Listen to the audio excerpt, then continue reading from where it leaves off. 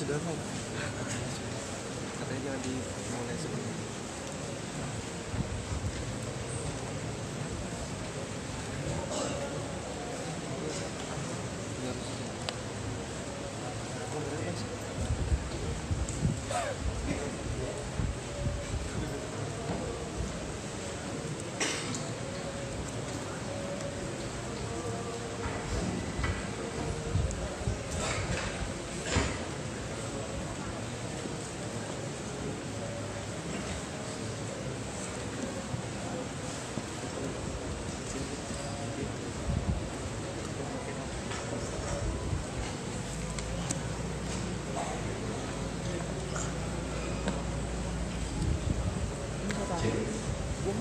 Kunci siapa ini? Yang mana?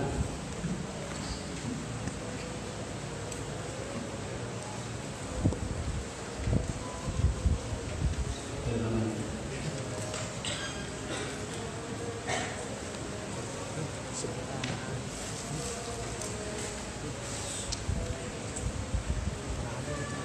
Iya sebentar nggak buat motor.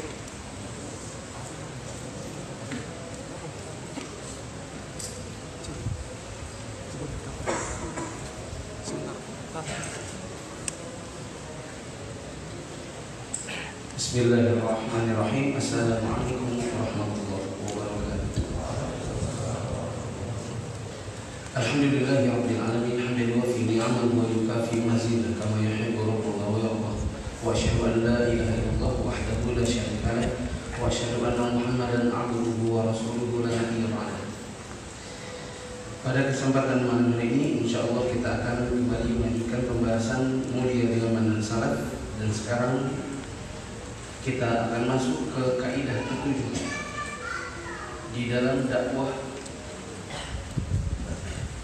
yang menisbatkan diri kepada Ahlus Sunnah wal Jamaah atau manhaj salaf. Halaman 329 atau 323.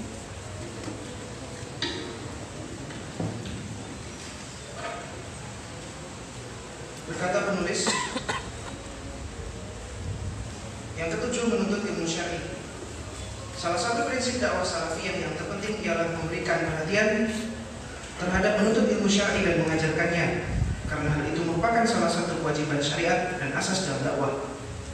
Allah Tabaraka wa Ta'ala berfirman dalam surat Al-Imran ayat ke-18 yang artinya, Allah menyatakan bahwa tidak ada ilah, yaitu yang berhak disembah, yaitu yang berhak diibadahi dengan benar selain Dia.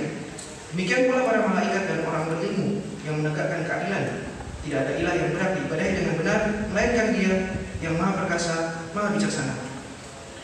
Allah juga berfirman dalam surat Yusuf ayat 108 yang artinya, katakanlah wahai Muhammad, inilah jalanku yang lurus. Aku dan orang-orang yang mengikutiku mengajak kamu kepada Allah dengan ilmu. Maha suci Allah, dan aku tidak termasuk orang-orang musyrik.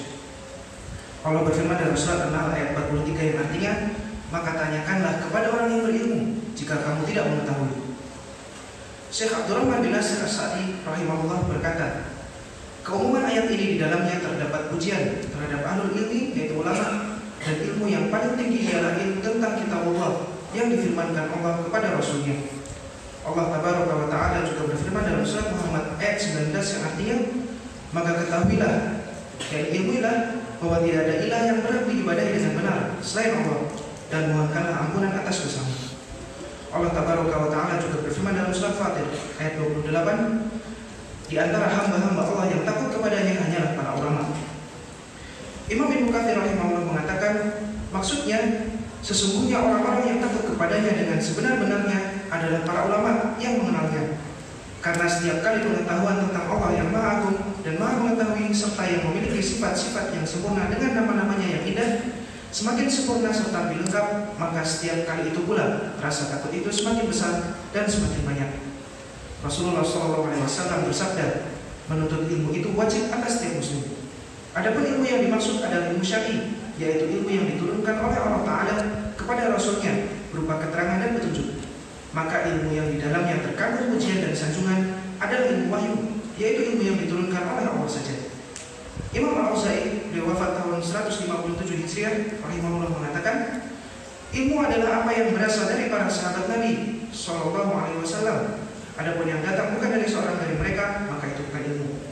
Syekhul Islam Ibnu Taimiyah beliau wafat tahun 728 Hijriah rahimahullah mengatakan, ilmu adalah apa yang dibangun di atas dalil, dan ilmu yang bermanfaat adalah ilmu yang dibawa oleh Rasulullah SAW. Terkadang ada ilmu yang tidak berasal dari Rasulullah SAW, namun dalam urusan duniawi seperti ilmu kedokteran, ilmu hitung, ilmu pertanian, dan ilmu perdagangan.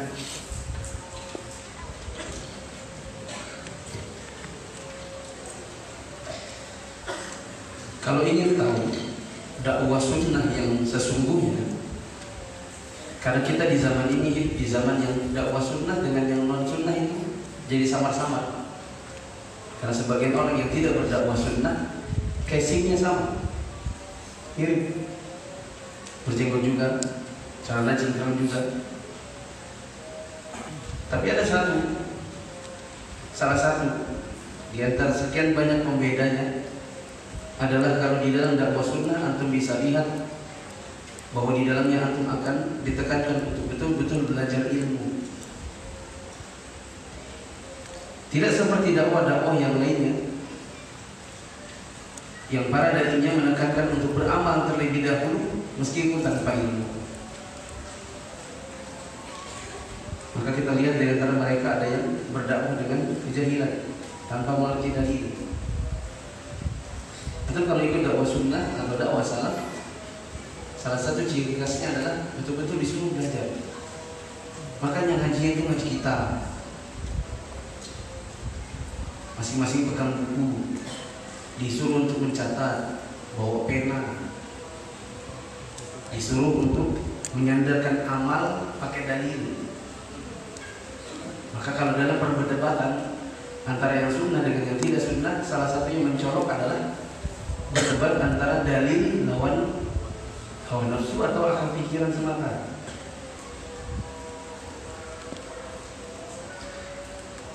Nah, di sini disebutkan bahwa salah satu prinsip dari dakwah salaf adalah menuntut ilmu syar'i, baik muridnya maupun ustadznya. Meskipun sudah jadi ustadz pun mereka harus tetap belajar. Bagi siapapun yang menisbatkan diri di dalam dakwah sunnah atau dakwah salaf. Orang Arab mengatakan faqih syai' ila yu'ti. Orang kalau tidak punya sesuatu maka dia tidak bisa memberikan sesuatu itu.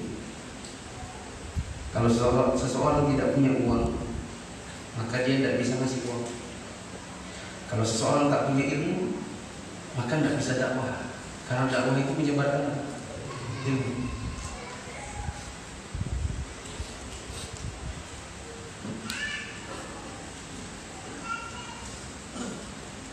Di sini penulis membawakan beberapa dalil dari Al-Quran dan Sunnah yang mungkin kita bisa gali. Pertama adalah firman Allah Subhanahu wa Ta'ala di dalam surat Al-Imran ayat 18. Allah berfirman, "Syahidallahu annahu la ilaha illahu wal malaikatu wa ulul ilmi qa'iman bil qist. La ilaha illa huwal azizul hakim." Allah menyatakan bahwa tidak ada yang berhak untuk diibadahi dengan benar selain Dia. Demikian pula para malaikat dan orang-orang berilmu yang menegakkan keadilan. Tidak ada ilah yang berhak untuk diibadahi dengan benar melainkan Dia yang Maha Perkasa, Maha Bijaksana. Para ulama kita yang menuliskan tentang keutamaan untuk mencari ilmu atau menuntut ilmu senantiasa menjadikan ayat ini sebagai salah satu dalil untuk memotivasi orang belajar ilmu.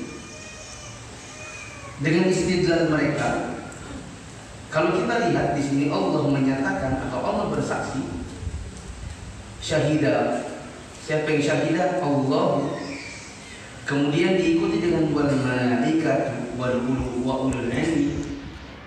Allah bersaksi, Allah menyatakan bahwa demikian pula diikuti dengan malaikat dan orang yang berilmu. Ini menunjukkan keutamaan menjadi seorang ahli ilmu. Karena seseorang yang menjadi ahli ilmu, Allah sejajarkan persaksian dia tentang Allah dengan Allah itu sendiri dan para malaikat.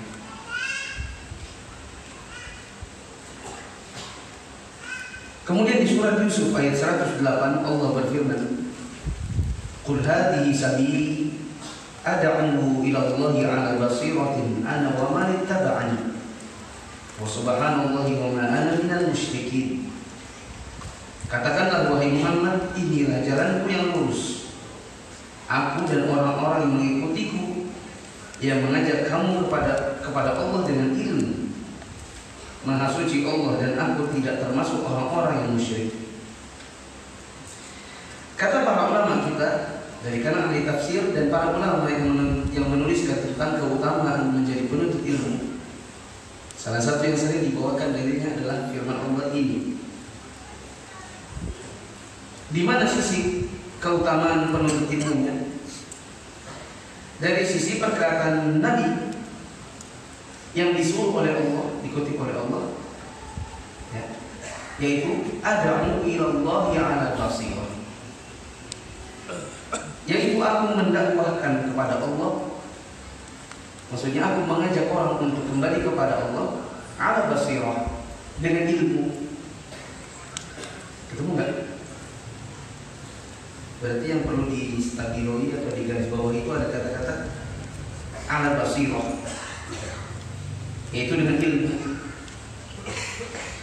Kemudian firman Allah, ana wa man ittaba'ani, aku dan orang-orang yang mengikutiku. Kembali ke depannya ada kata sabili, hadhihi sabili, ini adalah jalanku.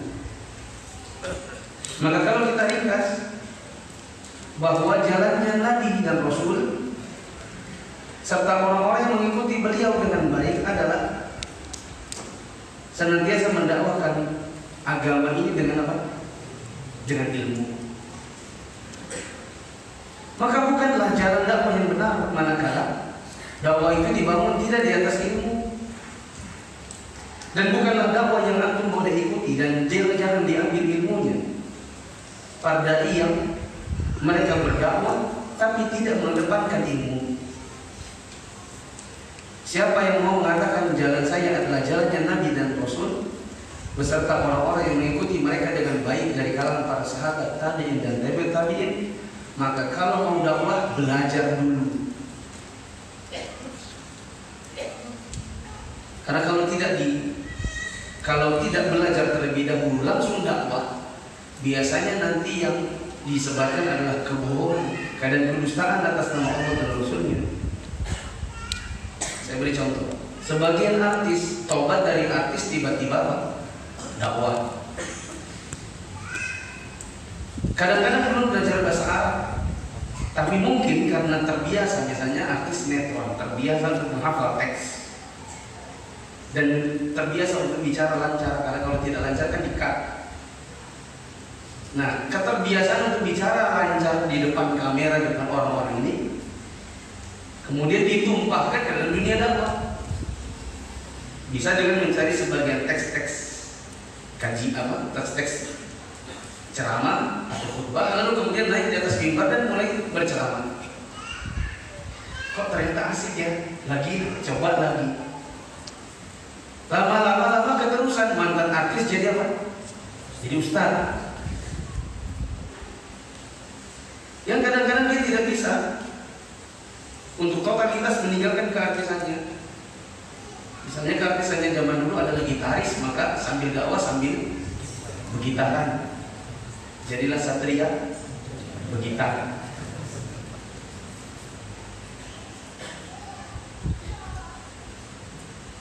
Maka nanti kasihan jemaah kalau ada orang yang mau berdakwah tapi dia tidak belajar terlebih dahulu. Nanti kalau kata-katanya salah, istidlalnya salah, hukum yang dia sebutkan salah, maka dia sebarkan kepada orang-orang, kemudian yang mengikutinya banyak, maka dosa bagi dirinya karena menyebarkan yang salah ditambah dengan orang-orang yang mengikutinya. Maka kita katakan jangan belajar sama mereka.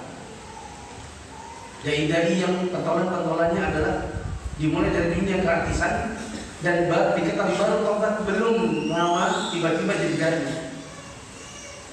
Bukan apa-apa, kasihan mereka nih.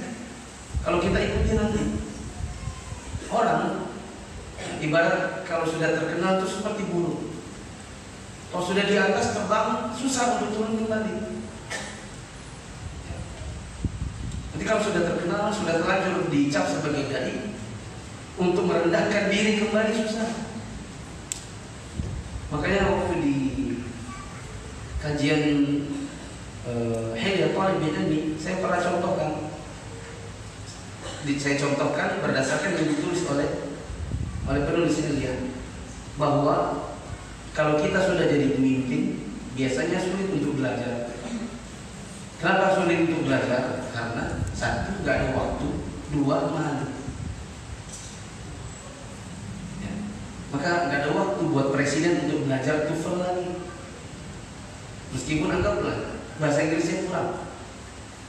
Tapi kalau mau turun ke bawah, ikut kelas di BAC, di B, ya, atau ikut IF, ikut kelas, tidak ada waktu. Dan bisa jadi karena malu. Nah kalau sudah jadi ustadz baru disuruh belajar tajwid, susah. Sudah terlanjur jadi dai terkenal di sana kemari, pamfletnya beredar di Facebook, di Instagram, kemudian disuruh untuk belajar bahasa Arab. Itu kayak ngajarin kodok berenang, tante. Saya udah jadi kodok, masa disuruh ikut kelas renang? Perasaannya dia, ya, padahal dia adalah cicak yang tenggelam. Cuma dia berasa kodok.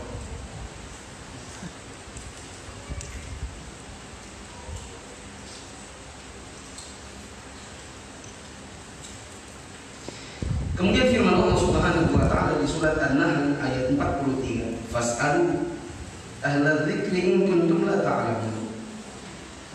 Tanyalah kepada orang jika kamu tidak tahu. Ini menunjukkan kepada kita tentang keutamaan menjadi seorang penuntut ilmu dan menjadi dai yang berilmu. Kenapa? Karena ada perintah Allah untuk merujuk kepada dirinya. Ada rekomendasi khusus dari Allah bagi orang-orang yang punya ilmu, agar orang-orang awam yang kekurangan ilmu bertanya kepada mereka dalam segala masalah.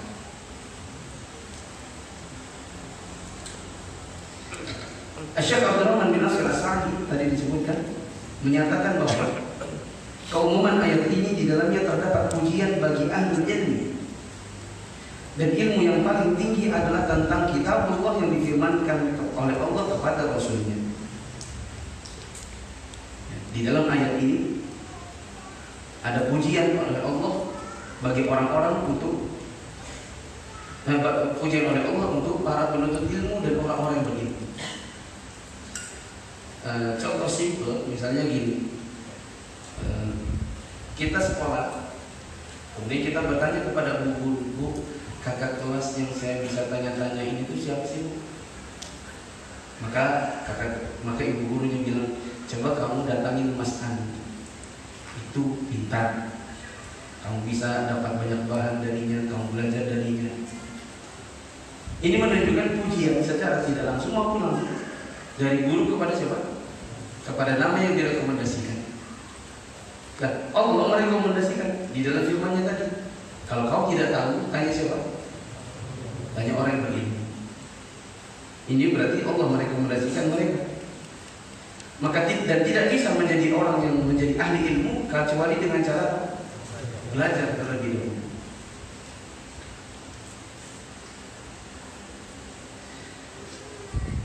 Saya contohkan yang lain.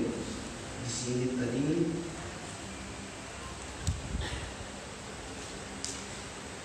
misalnya yang lain adalah mantan pendeta dan biarawati.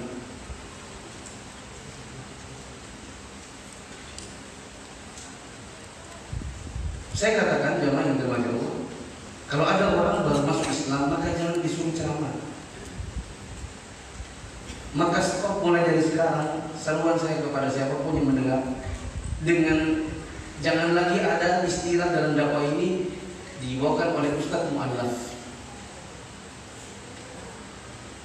Di situ banyak kesalahan. Kesalahan yang pertama,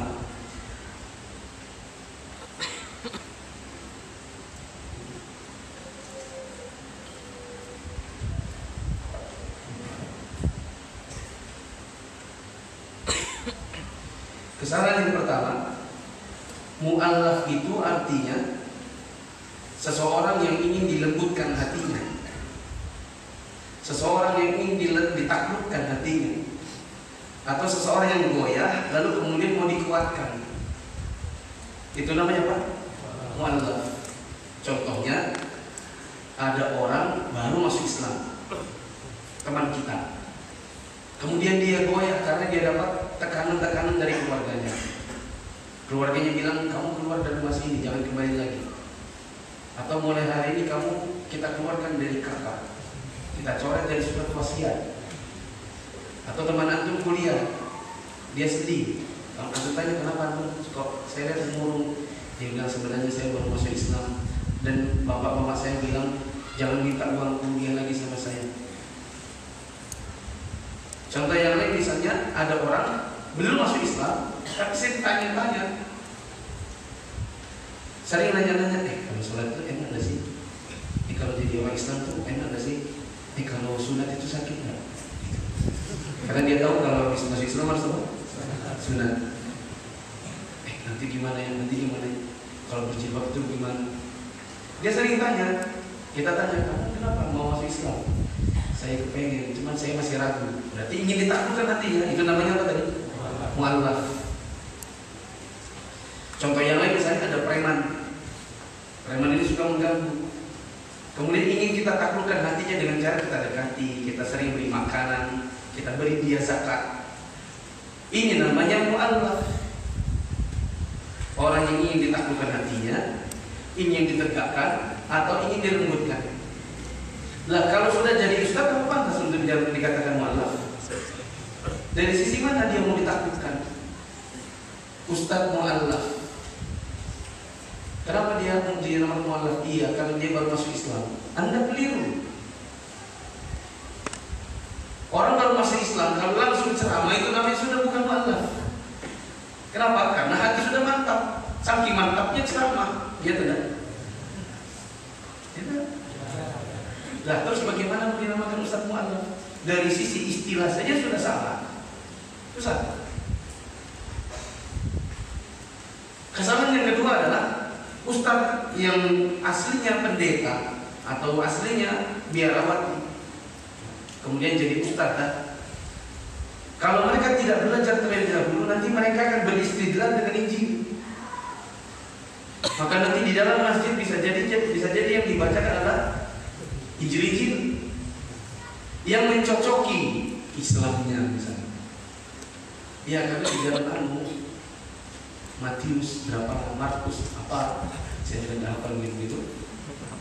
Tapi istidlalnya ke arah sana. Kenapa? Karena memang belum membaca Quran. Jangankan menghafal, membaca begini saja belum bisa. Saya beri contoh. Mungkin teman-teman sering dengar. Dan kata-kata saya mungkin sering dengar ini sudah sering dengar juga. Ya, karena itu saja pengalaman yang saya pernah ada.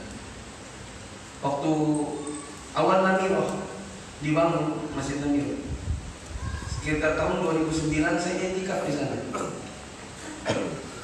Kemudian di suatu subuh ada ustaz yang ngisi kajian subuh, dan saya diberitahu bahwa itu adalah ustaz mu'allaf. Saya bilang sama mereka, istilahnya saja sudah salah.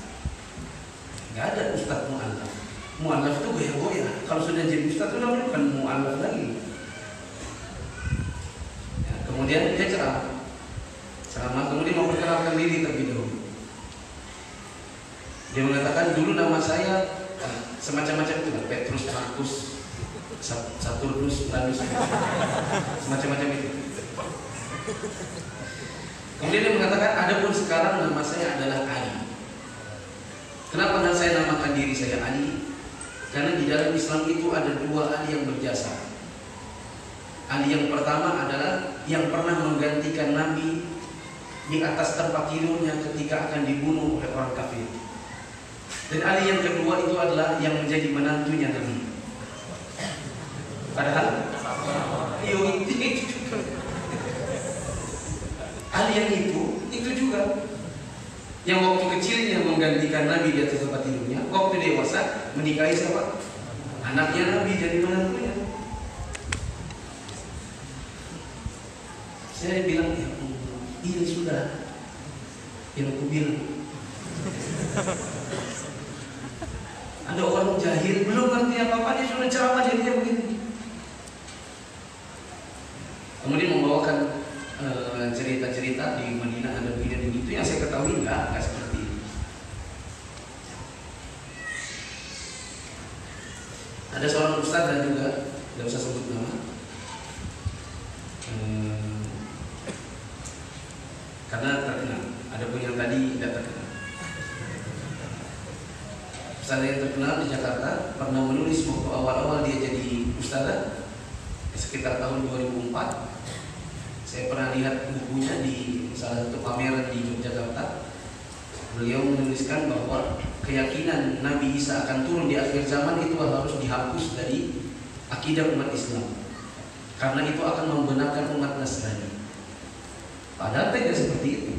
Keyakinan Nabi Isa akan turun datang dari Nabi nanti, dari Allah dan Rasulnya.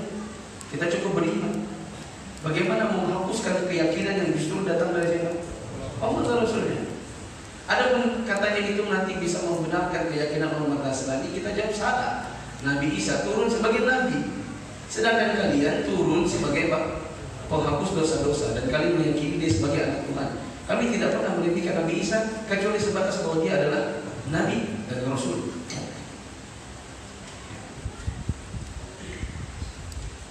Ini menunjukkan jemaah bahwa di dalam dakwah sunnah, dakwah salaf, ilmu itu nomor 1, retorika nomor 7. Maka sebagai seseorang yang mengatakan dirinya mengikuti dakwah sunnah, maka dia tidak memperhatikan retorika sebenarnya. Yang paling utama bagi dia apa? Ilmu, konten. Ada pun orang di zaman sekarang, mereka lebih tertarik pada casing, kemasan retorika, ya, yang bicaranya mungkin meyakinkan. Ya. Kemudian misalnya ada kajian, kemudian ada MC-nya orang terkenal, orang tertarik, ramai ke arah sana. Ustadznya ustadz nasional datang, ramai. Ustadznya ustadz lokal sepi. Di surat Muhammad ayat 19 Allah berfirman, fa'alam annahu la ilaha illallah wastaghfir li dzambik. Maka ketahuilah bahwa tidak ada ilah yang berhak diibadahi dengan benar selain Allah, dan mohonlah ampun atas dosamu. Di sini menunjukkan bahwa seseorang itu haruslah berilmu terlebih dahulu sebelum beramal.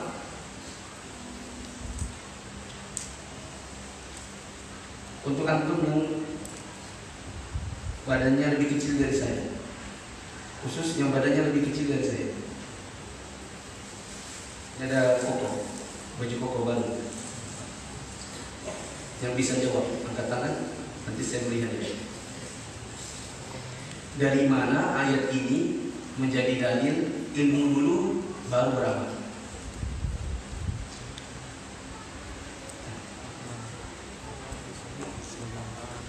Karena ayat ini ayat utamanya. Ketimbang. Ini lagi jawab. Nanti kalau dia dapat benar, itu dapat plastik. Daripada apa? Sebelum beribadah terlebih. Mana ibadah?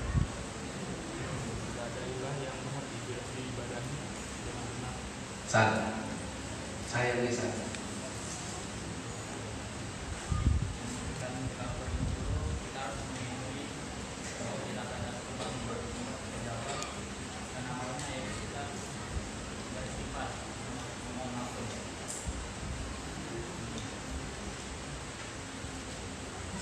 Cara mendalilkannya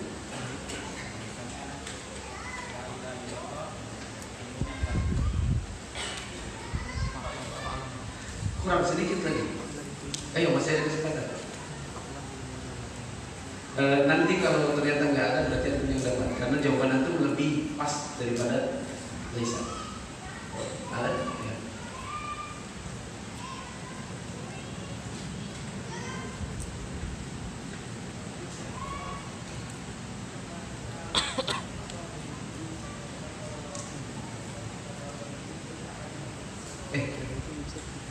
Tak kedengaran.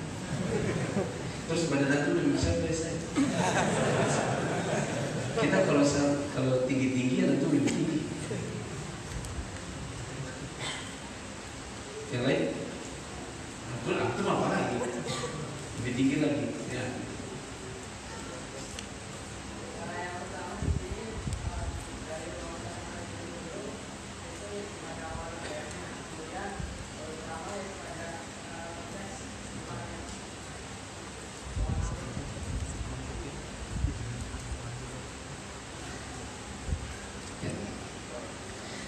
Bagaimana cara mengetahui bahwa ini adalah ayat yang menunjukkan ilmu terlebih dahulu sebelum beramal? Jawabannya Allah mendahulukan kata fa'alam, maka ketahuilah sebelum kata wastaghfir, minta ampunlah. Minta ampun itu adalah amal, dan didahulukan kata ketahuilah sebelum amal. Itu sama kan? Sama. Sedikit-sedikit. Lebih cocok yang sebelah sana. Cuma mungkin dia dengar aku dulu, mungkin dia perbaiki. Kalau Pak kapan-kapan lagi ya.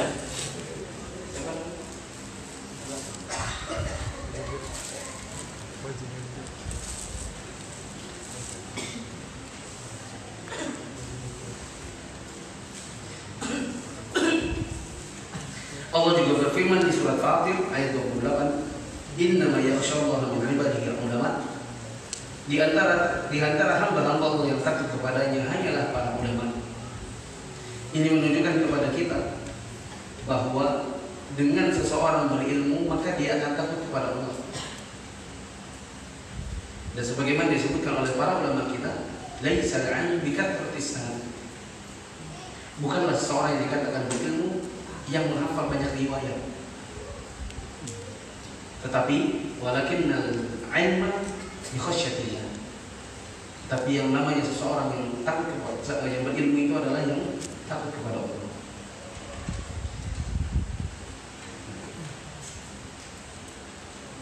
Imam Ibnu Katsir rahimahullah berkata, maksudnya sesungguhnya orang-orang yang takut kepadanya dengan sebenar-benarnya adalah para ulama yang mengenal Allah. Karena setiap kali pengetahuan tentang Allah yang maha agung dan maha mengetahui, serta yang memiliki sifat-sifat yang sempurna dengan nama-nama yang indah, maka semakin pula sempurna dan lebih lengkap pengetahuannya itu, maka semakin tumbuh juga rasa takutnya kepada Allah. Rasulullah SAW bersabda, ini adalah dari hadis, "Talabul ilmi fardhatun 'ala kulli muslim." Menuntut ilmu adalah wajib bagi setiap muslim. Perlu diperhatikan, tidak ada kata-kata wa muslimatin. Karena sebagian orang ada yang suka menambah menjadi talabul ilmi fardhatun 'ala kulli muslimin wa muslimatin. Menuntut ilmu itu wajib bagi setiap muslim dan muslimah. Padahal di dalam bahasa Arab cukup mengucapkan muslim, maka tercakup di situ jenis yang menjadi lawannya. Siapa itu? Muslimah.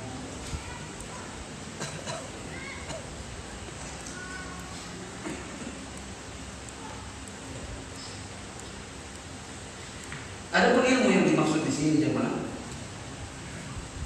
di dalam dakwah salaf, di dalam dakwah sunnah, yang dimaksud dengan ilmu itu bukan sembarang ilmu. Yang dimaksud dengan ilmu itu adalah apa yang diturunkan oleh Allah kepada Rasulnya berupa keterangan dan petunjuk dalam keyakinan, akidah, atau amalan-amalan anggota badan, fikih ibadah, juga bagaimana ya, interaksi kita dengan sesama kita dalam fikih muamalah. Maka ilmu yang dimaksud adalah ilmu yang diturunkan oleh Allah Subhanahu wa taala dalam Al-Qur'an yang juga disebutkan oleh Nabi kita Muhammad SAW dalam hadis-hadis yang sahih.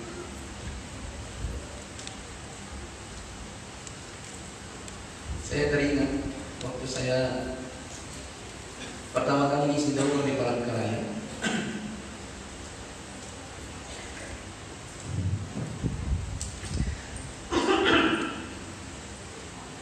Jadi di kertas-kertas pertanyaan itu ada sebuah kertas yang panjang dan terketik di print. Berarti ini kan nulisnya dari rumah, ya tidak? Masa iya dia kasih bawa printer? Saya baca kertasnya besar. Masya Allah, ini ditulis di print, berarti ini niat banget nulisnya.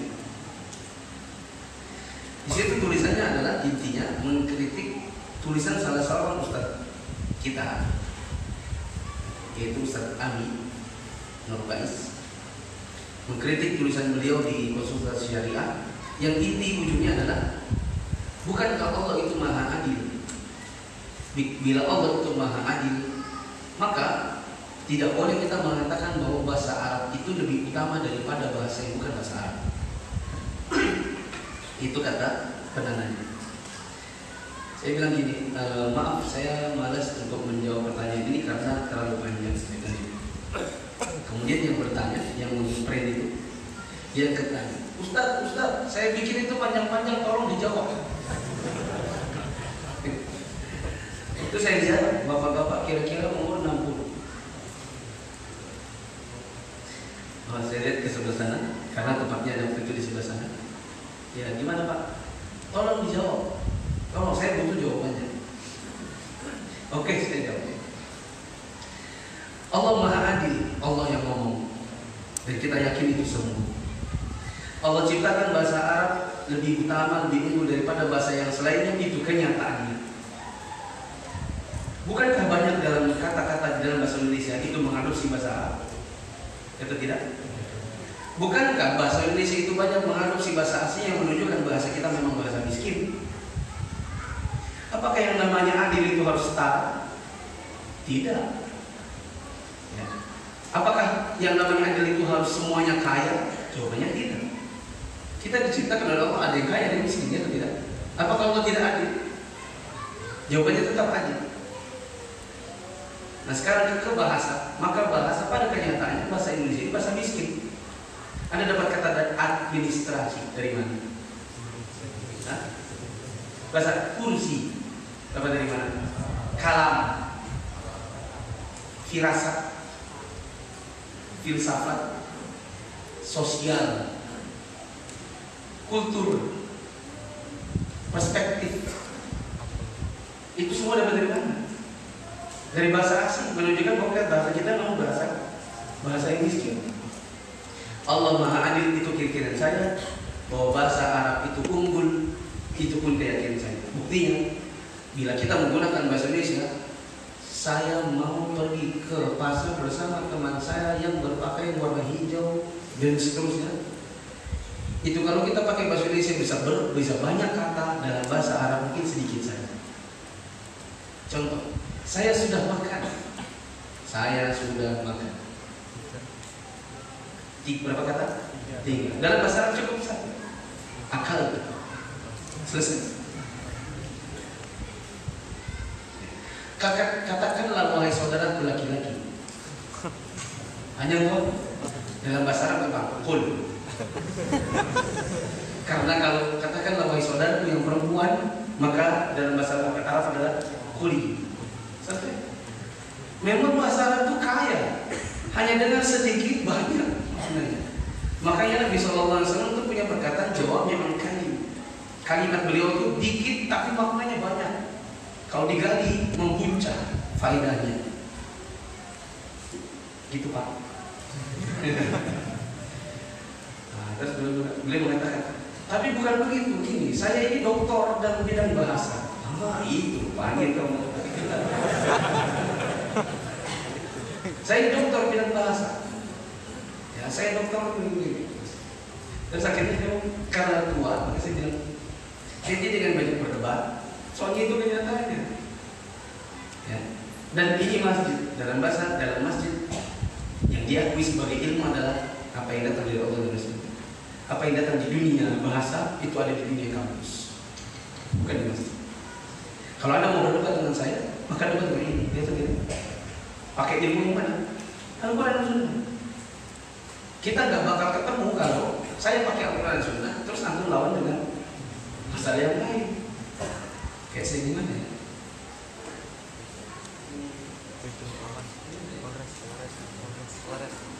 Tentang ekonomi. Oh, seperti saya ngisi di Polres minggu yang lalu.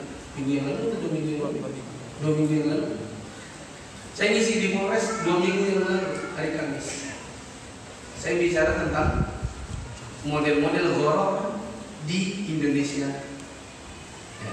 Kemudian ada yang penanya pertama, silakan ada yang bertanya, angkatlah satu orang kalian. Ustaz, saya mau tanya. Ya, silakan. Kesini karena saya ingat dia di sini, di balik yang sedikit. Ya, silakan. Di dalam kita berbisnis apa tidak boleh memperhitungkan resiko? Sudah Pak? Ya. Di dalam bisnis boleh menghitung resiko. Terus saya kasih contoh. Contohnya misalnya antum jualan nasi kuning. Apakah antum bikin satu bakul pasti habis? Jawabannya tidak. Bisa jadi basi, ya kan? Berarti resiko yang mana? Resiko basi manakala tidak ada yang beli. Bolehkah antum perhitungkan?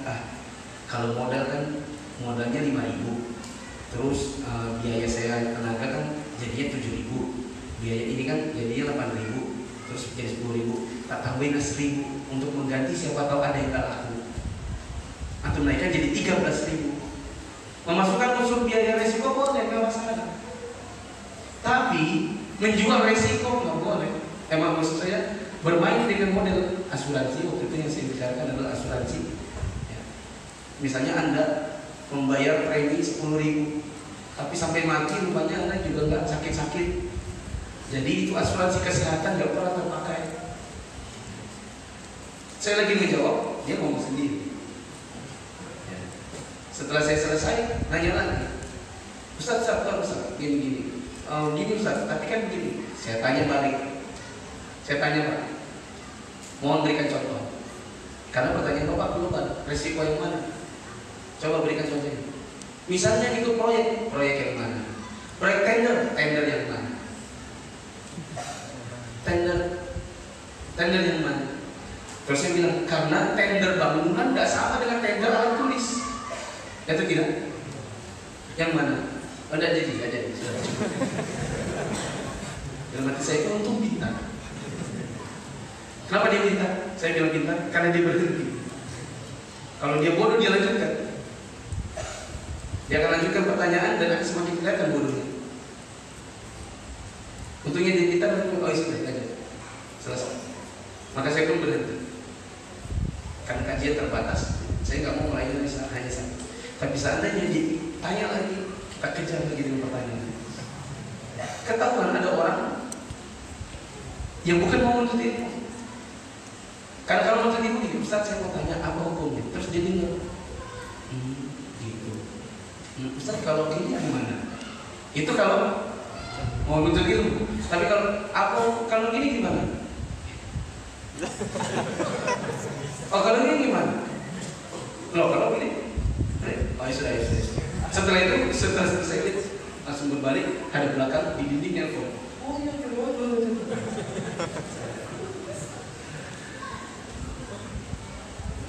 untungnya pintar dengan cara berhenti dari pertanyaan.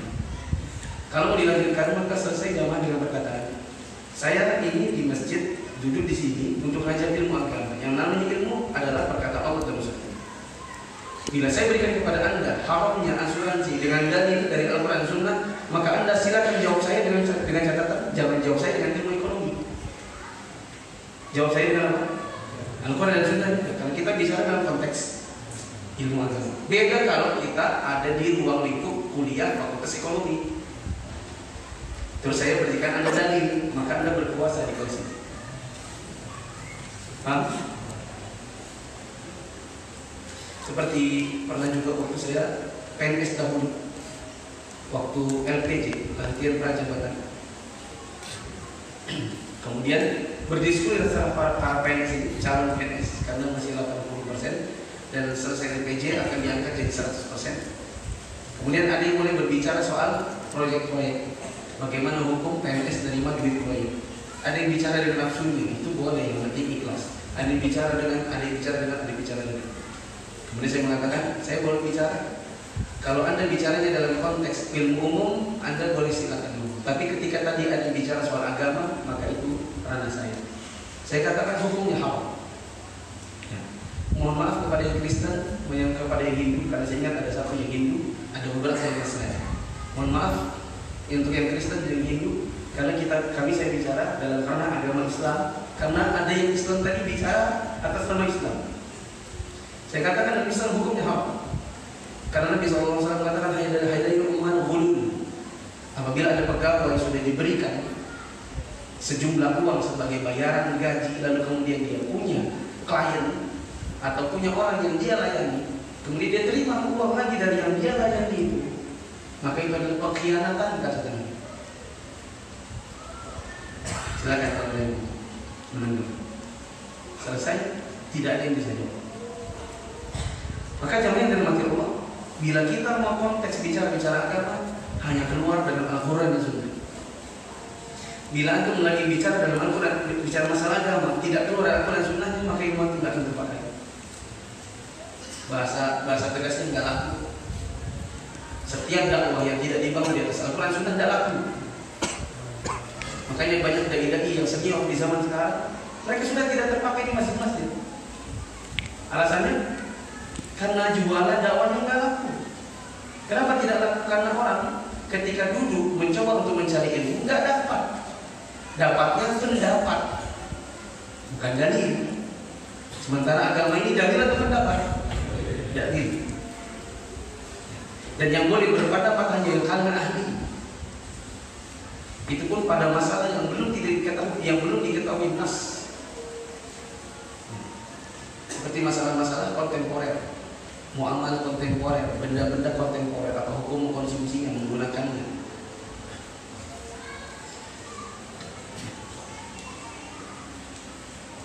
Terakhir di sini disebutkan oleh Imam Al-Auza'i bahwa ilmu itu yang kita dapat dari para sahabat Nabi.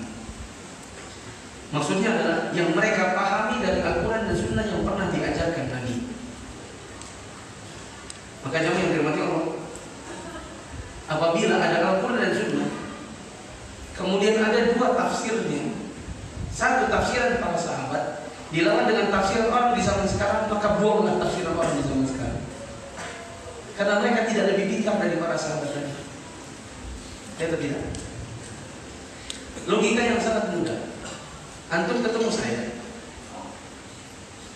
bahkan antum hari-hari kita berinteraksi. Saya punya pengajian misalnya 4 dalam 1 minggu. Di antara antum ada ikut semua, ada ikut 3. Kita ketemu di parkiran, kita bisa chattingan. Sholat waktu kita ketemu dengan teman-teman yang dengerin saya lewat Facebook. Pertanyaan saya, manakah yang lebih menangkap apa yang saya omongin? Teman-teman yang ketemu atau yang dari Facebook? Yang ketemu. Logika yang sangat mudah. Ini Nabi SAW di depannya para sahabat. Ada orang di zaman sekarang 1400 tahun sejak Nabi hijrah, dia baru muncul, baru lahir. Terus dia mengatakan saya lebih pintar dari para sahabat. Padahal dia 1400 jaraknya, 1400 tahun dari sejak Nabi SAW hijrah, bahkan sejak Nabi wafat. Dan para sahabat yang dulu langsung di hadapannya Nabi, belajar menimba ilmu langsung dengan Nabi, berinteraksi hari-hari dengan Nabi, bergandengan dengan Nabi, perang bersama Nabi, sholat bersama Nabi. Dan mereka mengatakan A, lalu kita bilang enggak, menurut saya B. Kita katakan bodoh. Pada bodoh murakkab, jahil murakkab. Ya. Apa itu bodoh murakkab, jahil murakkab? Sudah bodoh nggak tahu, nggak sadar diri mau diri bodoh. Kalau ada orang bodoh diam aja, itu namanya jahil asli. Apa namanya? Jawabnya jahil basit. Maksudnya bodoh biasa. Kenapa kamu diam aja? Nggak tahu kan? Saya tidak tahu. Itu jahil basit. Sadar diri dia tidak tahu. Dan setiap dari kita itu jahil basit dalam banyak masalah. Kita tidak. Dan itu bagus. Yang penting mau belajar. Jangan jadi jangan murokab. Sudah bodoh nggak sadar diri bodoh. Sudah bodoh ngomong lagi. Ya. Seperti soal mohon maaf. Waktu saya mau pulang dari Arab Saudi, maksudnya betul-betul selesai S2, mau pulang ke Indonesia, meninggalkan Saudi. Namanya final exit, khuruj niat. Saya mampir di sebuah toko orang Indonesia, kita namakan toko Cianjur di kota Riyadh. Saya belanja, terus saya bilang, bang, ada nggak duitnya bang? Nanti soalnya begini. Tiba-tiba ada sopir 2 orang ngomong, begini, mau kemana Ci? Maksudnya saya haji. Mau kemana Ci? Anu Pak, mau kurus niai. Oh kurus niai. Di mana rumahnya? Di Balikpapan. Oh Sumatera. Satu ngomong gitu. Yang satu ngomong bukan Sumatera, itu Sulawesi. Ya yang murakab semua. Bu kalau nggak tahu tuh nanya, Balikpapan itu di mana, ya kan? Jadi kita tuh jajan pasir. Aduh. Itu contoh jahil murakab. Sudah tidak tahu ngomong, jadi kelihatan banget bodohnya. Nah kalau ada orang mengatakan dirinya tuh, saya ini lebih pintar dari para sahabat, menurut saya ayat ini tafsirnya itu jahil murakab, karena tidak sadar diri.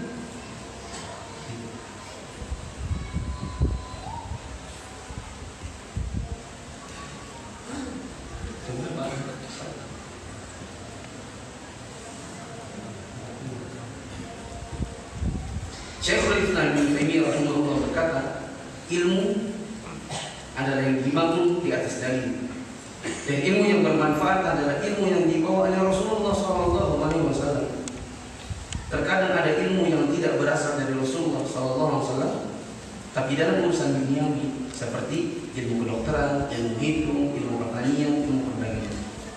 Nah, zaman yang dirahmati Allah, ada pun ilmu yang berasal dari Allah dan Rasulnya, maka ini adalah ilmu agama yang hendaknya seseorang mempelajarinya. Sebagian ilmu agama hukumnya wajib ain. Sebagian ilmu agama hukumnya sunnah.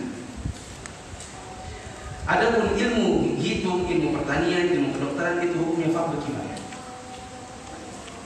Bagaimana cara bisa membedakannya?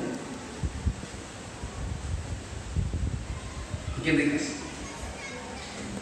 Contoh ilmu agama yang wajib ain, misalnya belajar manasik bagi yang mau pergi haji atau umrah, karena dia mau berilmu, atau tidak? Contoh ilmu yang wajib ain adalah ilmu tentang sholat, karena setiap dari kita 5 hari dan 5 waktu dalam sehari sholat. Ini ilmu wajib ain. Ada ilmu yang sifatnya sunnah, misalnya ilmu tentang manasik haji atau umrah bagi yang belum mampu. Memang misalnya dia tidak punya uang sama sekali.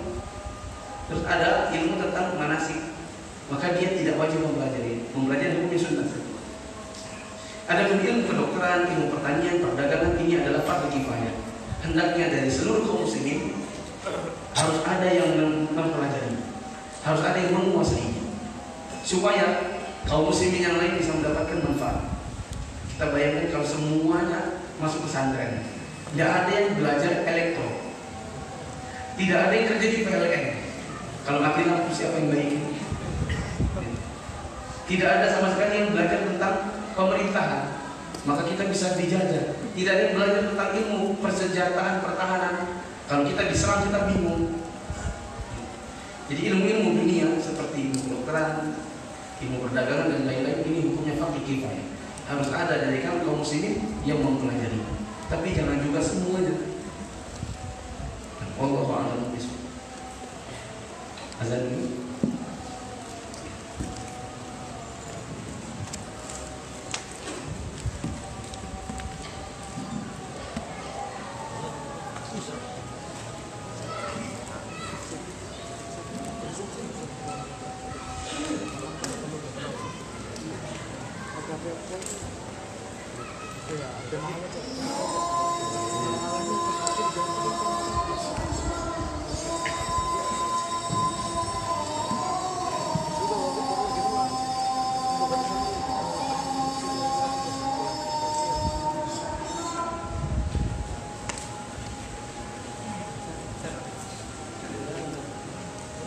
tadi settingan.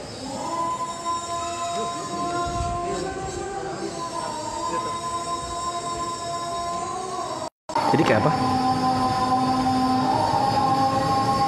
Coba cari di Facebook. Ini gimana berhasil? Siapa juga yang pindahin kan? Itu nggak pernah dipindah. Nah, tuh, smartphone kamera terus ke sini. Gitu. Mas kira boyanya itu nggak kena, jadi kayak gini aja.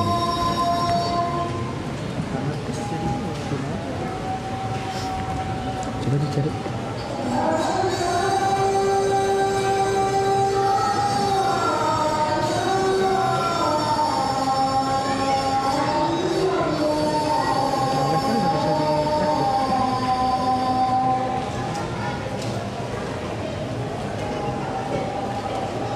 Nggak bisa dicek kalau misalnya. Itu boyanya bermasalah.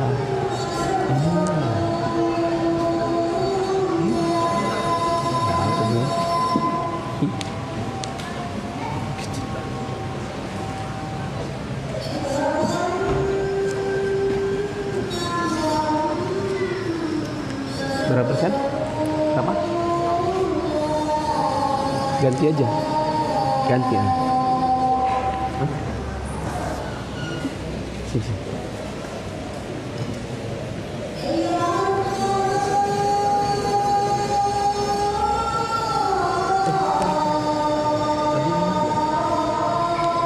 Kenapa nggak di setting betul-betul ini? Ini kenapa nggak pakai wifi-nya nasi? Udah masuk ya.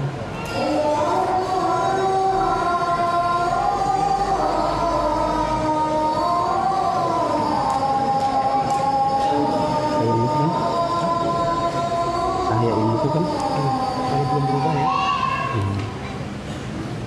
Coba. N dulu itu. N dulu di N. Yang itu nih.